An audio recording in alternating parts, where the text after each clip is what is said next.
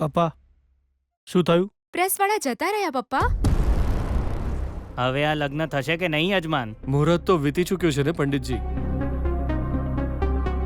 સિતારા, જીજુ ભાનુ ક્યાં છે? બે આવી. એકલી જ આવી રહી છે? બેના ચસ પેલી ગીતા કાઢી મેલી. અરે એમ કેમ થાય?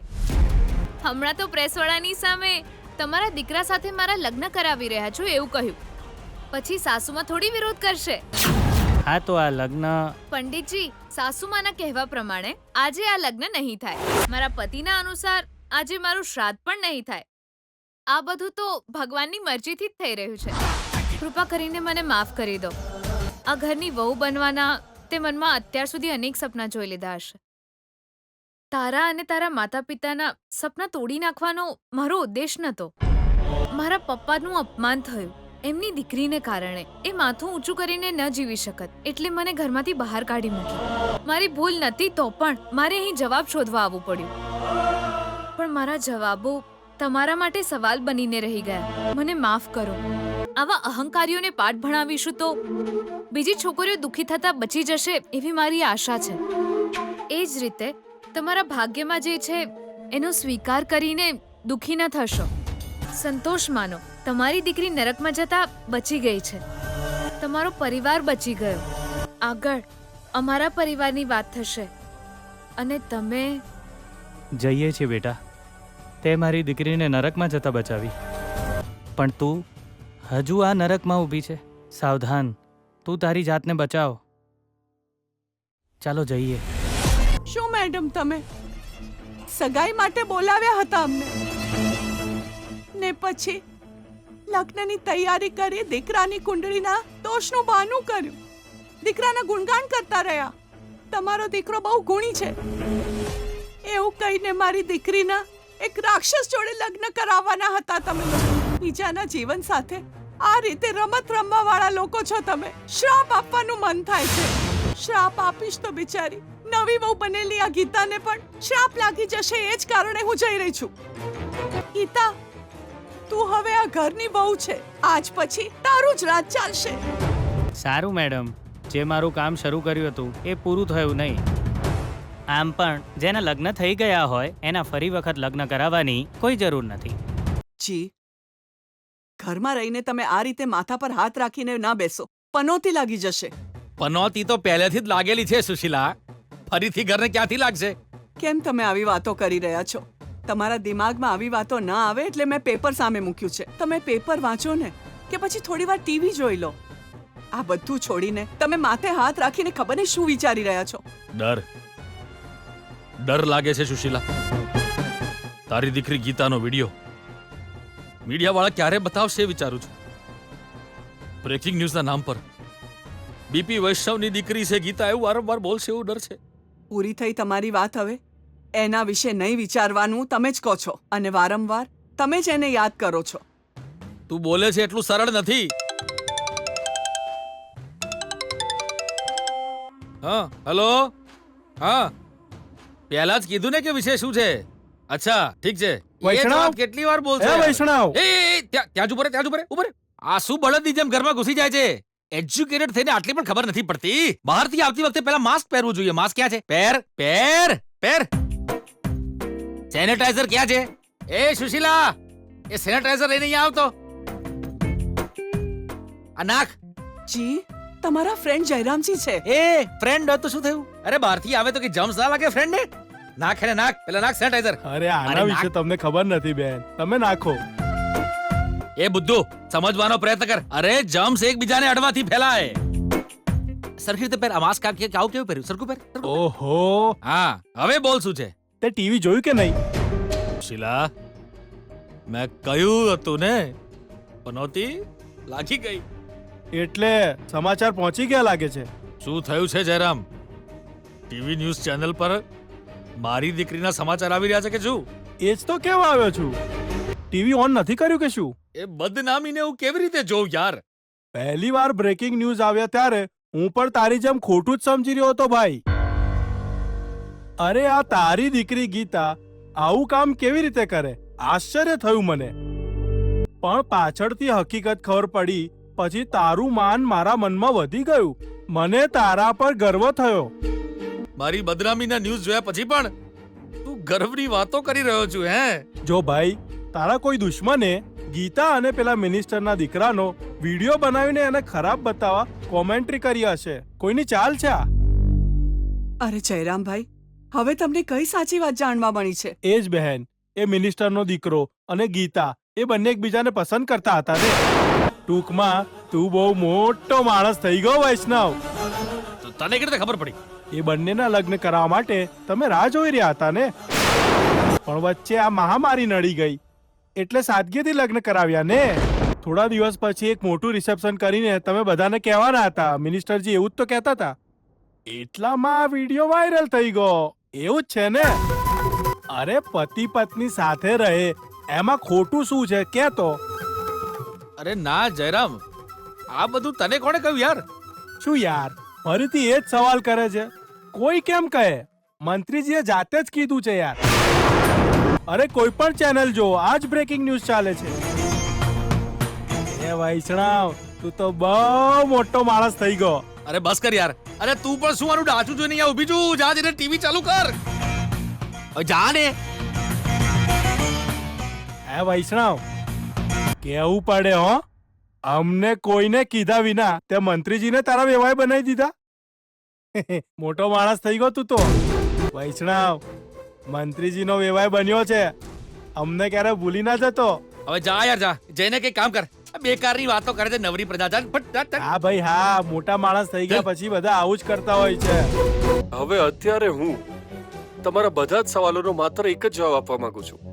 આ છોકરી ગીતા મારી વહુ છે, મારા દીકરાની પત્ની છે. આ બંનેના લગ્ન અમે ધામધૂમથી કરાવવા ઈચ્છતા હતા. એક સારું મુહૂર્ત પણ મળ્યું હતું, પણ વચ્ચે મહામારી આવી ગઈ. સાદગીથી ઘરે જ લગ્ન કરાવી રહ્યા છે. આ બંનેના લગ્નનું રિસેપ્શન અમે ધામધૂમથી કરીશું.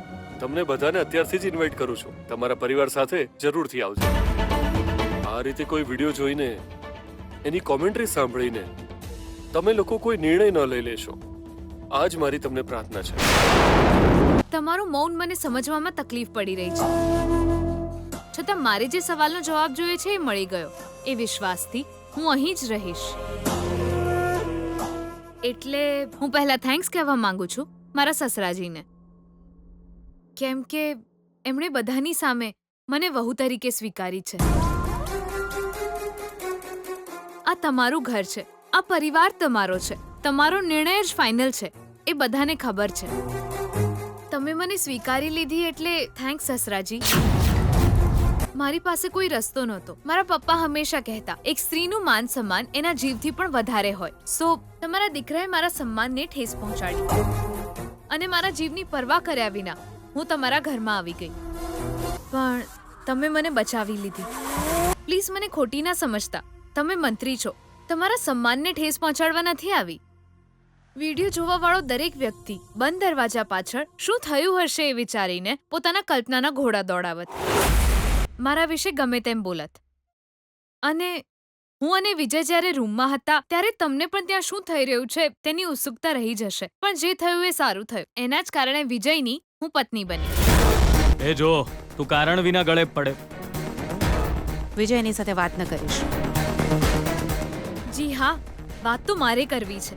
બધું બરબાદ થઈ જાત, મારા ઘરની ઇજ્જત, મારી જિંદગી. જો આ વિડીયો વાયરલ થઈ જાત તો હું શું કરત? વિડીયો જોવા વાળા મને ચરિત્રહીન કહીને હેરાન કરત, મારું વારંવાર અપમાન કરત અને બધું જ બરબાદ થઈ જાત.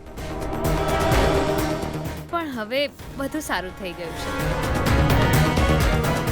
આ મંગળસૂત્ર મારા ગળામાં છે એનો મતલબ મારે આ ઘરમાં જ રહેવાનું છે. મારે જ્યાં રહેવાનું છે હું ત્યાં જ આવી છું.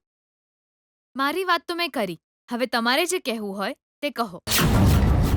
કમળા, એક કપ ચા લઈને આવ, અને સાથે માથાના દુખાવાની દવા પણ લઈને આવજે. કમળા, મને પણ ચા જોઈએ છે. ચલ વિજય. એ કિરણ્યા, એ શ્રુતિ, પ્રોગ્રામની તો પથારી ફરી જઈશ. આ બધું અહીંથી લઈ લેજો. એ શ્રુતિ, આ બધું સરખું કમળા કરી લેશે. તું ચાલ અહીંથી. અહીં શું થઈ રહ્યું છે? બધા પોતપોતાના રૂમમાં ચાલ્યા ગયા. હવે હું શું કરું? ક્યાં જઉં હું? ક્યાં રહું હું? કેવી રીતે રહું? જ્યાં સુધી કોઈ આવીને મને રૂમ ન બતાવે ત્યાં સુધી અહીં જ રહેવું પડશે? ભગવાન, રસ્તો આ જ હતો એ તો મને ખબર હતી, પણ અહીં આવ્યા પછી મને હવે કોઈ રસ્તો નથી દેખાઈ રહ્યો. હવે હું શું કરું? જી, ફરી કેમ માથા પર હાથ રાખીને બેઠા છો? જોઈ લીધું ને મારી દીકરીએ કેવું સરસ કામ કર્યું. હવે તમે શું કહો છો? હું શું કહું છું શીલા? હવે તું શું કહે છે બોલ. મારી દીકરીએ મારી ઇજ્જત લીલામ કરી એવું કહીને તમે જાતે જ તમારી દીકરીને કાઢી મૂકી. પણ બહાર જઈને તમારી દીકરીએ તમારી ઇજ્જત બચાવી લીધી અને વધારી પણ. જયરામભાઈ પોતે આવીને તમારા વખાણ કરતા હતા. વિચારી જુઓ, તમારી અપેક્ષાથી બિલકુલ ઊંધું. એ તમારા માન સન્માનને ઊંચાઈ પર લઈ ગઈ છે. અચ્છા એવું છે? એવું નહીં તો શું? સમાજમાં મારું સ્થાન ક્યાં હશે વિચારીને તમે હેરાન થતા હતા. જુઓ, તમારી દીકરીએ તમને મંત્રીજીના વહેવાઈ બનવાનું સૌભાગ્ય અપાવ્યું છે. અને હવે મંત્રીનો દીકરો તમારો જમાઈ છે. તમને કોઈ કંઈ જ નહીં કહી શકે. આપણી ગીતાને પણ સારું સન્માન મળશે. બધા ગીતાનો તિરસ્કાર કરશે વિચારીને ડરતા હતા ને? હવે જુઓ, બધા તમને નમસ્કાર કરે એવો સમય આવી ગયો. આ કોના કારણે થયું? મારી દીકરી ગીતાને કારણે. સગી દીકરીને ઘરની બહાર કાઢી મૂક્યા પછી પણ એ તમારા માટે સન્માન વધારી રહી છે. ખરેખર આપણી ગીતાએ કરી દેખાડી. અરે શું કરી દેખાડ્યું એને? હે, આટલા બધા દિવસથી આગ આપણી સામે લાગી હતી. સામે આગ હોય તો તમે એના ઉપર માટીના વાસણ પણ પકવી શકો, પણ આજે એ જ આગ આપણી પીઠ પાછળ લાગી છે. એમાં આપણે બેય બળીશું. એટલું પણ તારી સમજમાં નથી આવતું સાવ. એટલે એમ તકલીફ આપવા વાળો હાથ પહેલા દૂર હતો, હવે એ જ હાથને તારી દીકરીએ ખભે મુકાવીને જીવન સાથી બનાવી લીધો છે. એ છોકરો ચૂપ રહેવાનો ખરો? અત્યારે ભલે ચૂપ હોય તો એ પછીથી એ શાંતિથી જીવવા નહીં દે. આજે પ્રેસ અને મીડિયા સામે તો એ ચૂપ છે, પણ કાલે એ કેવા પ્રોબ્લેમ ઊભા કરશે કોને ખબર? તારી દીકરીએ મંત્રીના દીકરા સાથે પંગો લીધો છે. એ લોકો આપણને સરળતાથી જીવવા દેશે ખરા? આ તારી દીકરી ગીતા એ આખા કુટુંબને લઈ ડૂબશે. તને આ વાત સમજાતી કેમ નથી? આટલા દિવસથી ગીતાએ જે કર્યું એના કારણે પેલો વિડીયો એને બનાવીને હેરાન કર્યા, પણ હવે ગીતાએ જે કામ કર્યું છે એના કારણે આપણો જીવ જતો રહેશે સુશીલા.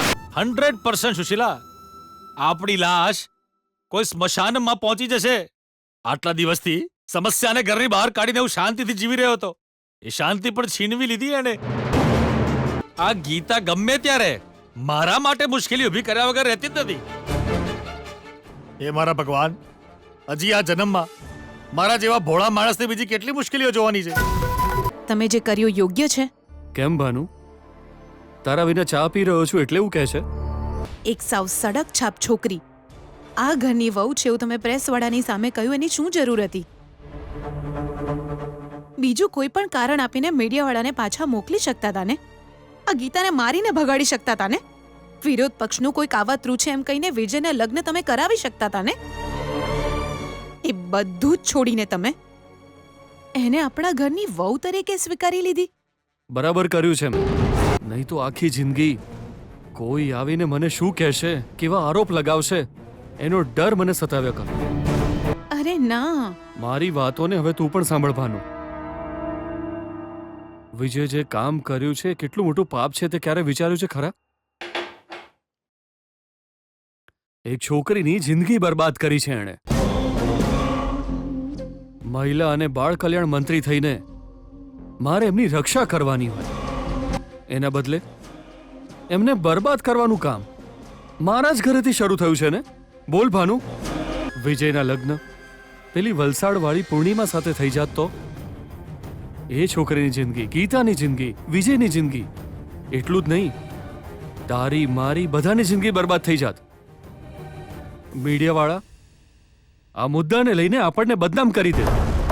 એમાંથી બચવા માટે મારી પાસે બીજો કોઈ રસ્તો નહોતો. આ જ રસ્તો હવે હંમેશા માટે રહેશે કે પછી? અત્યારે સવાલ કેમ કરી રહી છે ભાનુ? તારા દીકરાએ યોગ્ય કર્યું છે ખરા? જો વિજયને એના બધા જ ગુનાઓની સજા આપવા બેસીશ તો આપણો પરિવાર જ નહીં બચે. એના માટે મારે જ જવાબ આપવો પડશે. બધું જ મારી સામે છે, અરીસાની જેમ સ્પષ્ટ છે. આ બધામાં વિજયની કોઈ ભૂલ જ નથી. એની કુંડળીમાં દોષ હતો. એ કુંડળીનો દોષ દૂર કરીને વિજયને સુરક્ષિત રાખવાની જવાબદારી મારી હતી. આ બધું તમને કહીને તમને શું કામ ટેન્શન આપો એમ વિચારીને મેં જાતે જ નિર્ણય લઈ લીધો. આ સમસ્યાનું સમાધાન હું શોધી લાવી. ગુરુજીએ જે કહ્યું હતું એ પ્રમાણે હું વલસાડવાળી છોકરીને શોધી લાવી. એ સિવાય મારી પાસે બીજો કોઈ રસ્તો જ નહોતો. પણ આજે એ રસ્તો છોડ. એ છોકરીના બદલે આ છોકરી આવી ગઈ. આજ પછી પરિવારને હવે સરખી રીતે સાચવજો. હે ભગવાન, પૂર્ણિમા વહુ બની હોત તો બધું સારું થઈ જવાનું હતું. અને આ ગીતા, એ તો મારું બદનસીબ લઈને આવી છે. આ વાત હું એમને કઈ રીતે સમજાવું?